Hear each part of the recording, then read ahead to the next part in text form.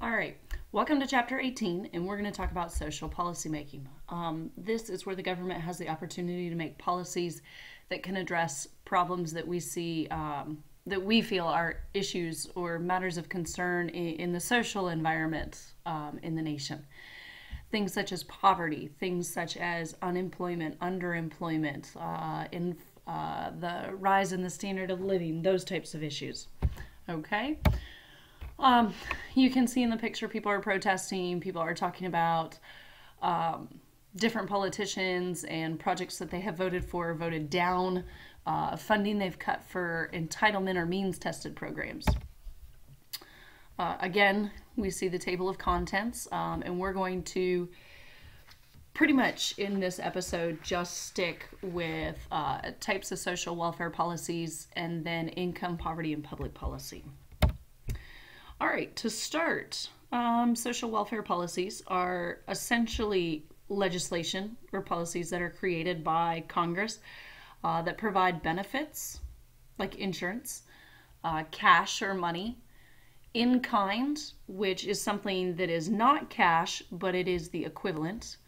All of these are things that are provided to individuals based on either entitlement or means testing. You should remember what entitlement programs are. Entitlement programs are government programs that are created to provide benefits to individuals who meet a certain eligibility, regardless of whether they need it or not. We spoke about this in class where entitlement programs would include Social Security, aid to veterans or veteran programs, and Medicare. Means-tested programs, on the other hand, are government programs that are designed to provide benefits to individuals who qualify for those benefits based on need. There's something in their life, a need that is not being met, that they lack the ability to pay for. Means-tested programs would be food stamps, disability. Means-tested program could be also something like Medicaid, low-cost health insurance or health insurance that's provided by the government for those who cannot afford it. And Medicaid is usually provided to those who have dependent children that need it. You can see here that food stamps is a social welfare program that's created to help people put healthy food on the table, to be able to provide basic nutritional needs to their family, especially children.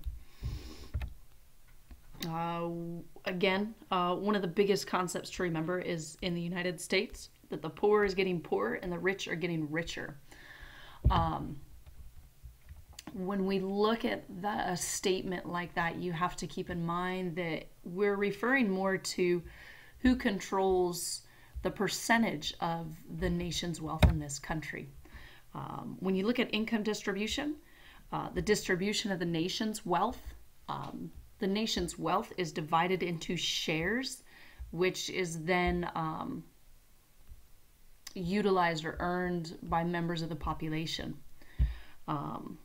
Typically, when we say the poor are getting poorer and the rich are getting richer, we're looking at, the lowest 20% of income earners in the country control only about 3.4% of the nation's income. Those in the highest 20% of income earners are in control of about half, if not more, of the nation's wealth. Again, the idea is to understand that the rich are making money and they're hanging on to it. They're making more and more, and they're holding on to that. Sorry, that was our television turning off. This is a chart that just explains, again, the idea of income distribution. And it's simply showing you that over the years, the bottom percentage of income earners in the nation are earning less and less, and the top earners in the country are earning more and more as time goes on.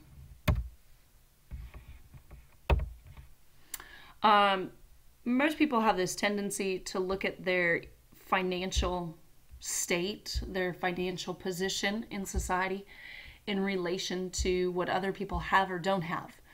So if you see a lot of people that have items that you want, a lot of people have the tendency to feel as though they are lacking financially.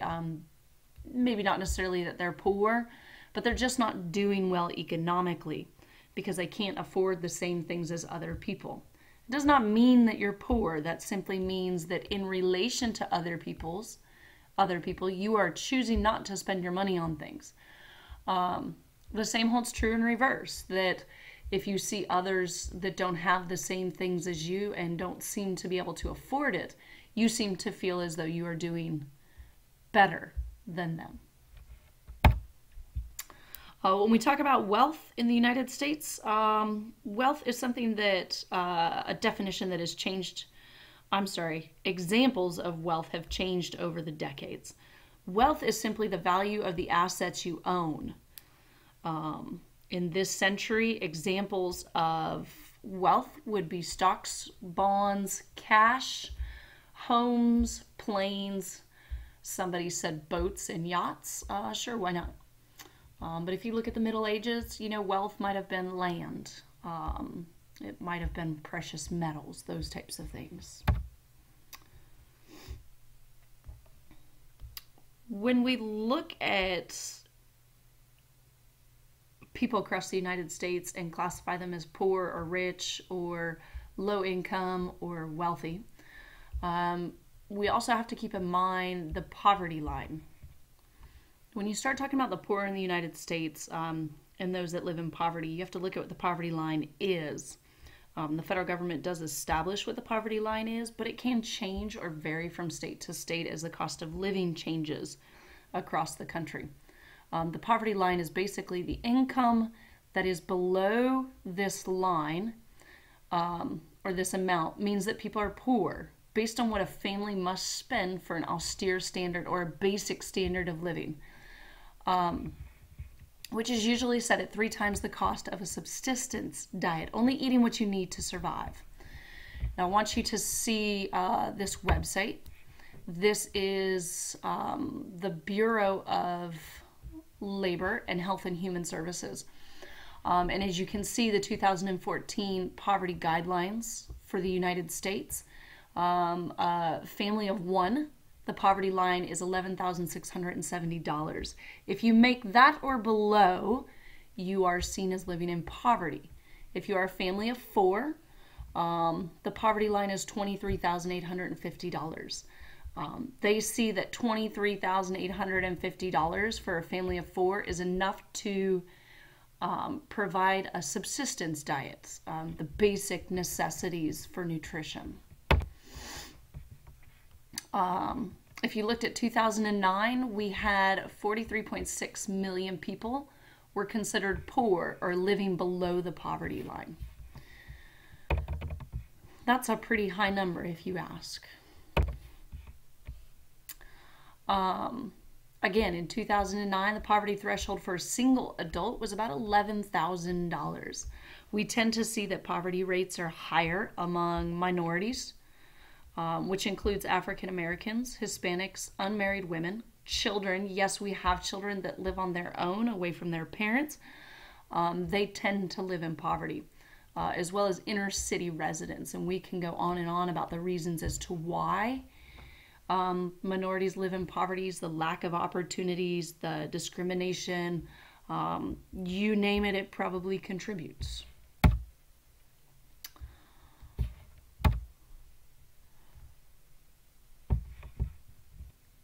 All right, I'm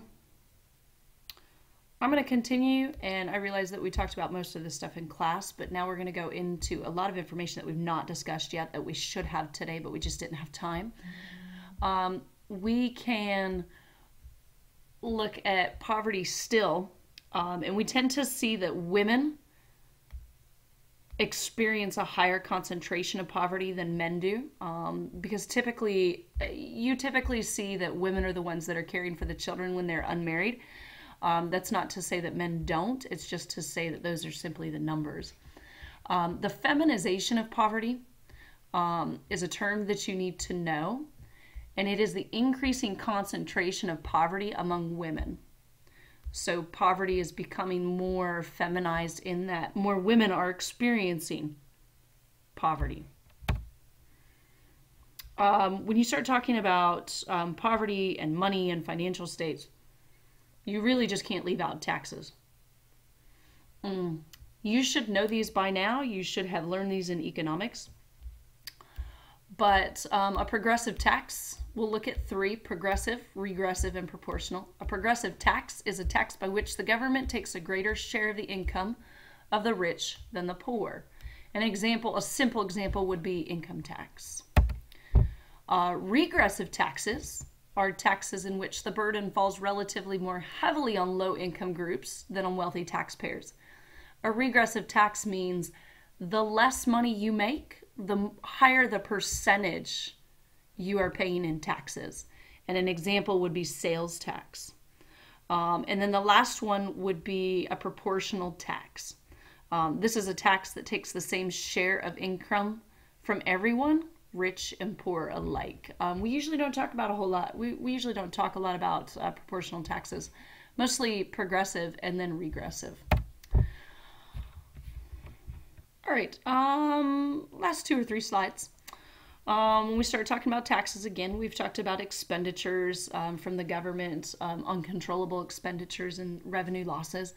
An earned income tax credit, or an EITC, that's incredibly important to know, is a refundable federal income tax credit for low-income working individuals and families.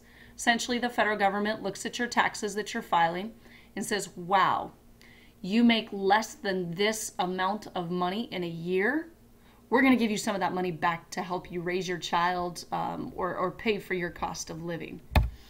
And then the last one that we're going to look at are transfer payments. Transfer payments are benefits that are given by the government directly to individuals, either in cash transfers, like Social Security payments where they do direct deposits, or in-kind transfers such as food stamps and low-interest college loans.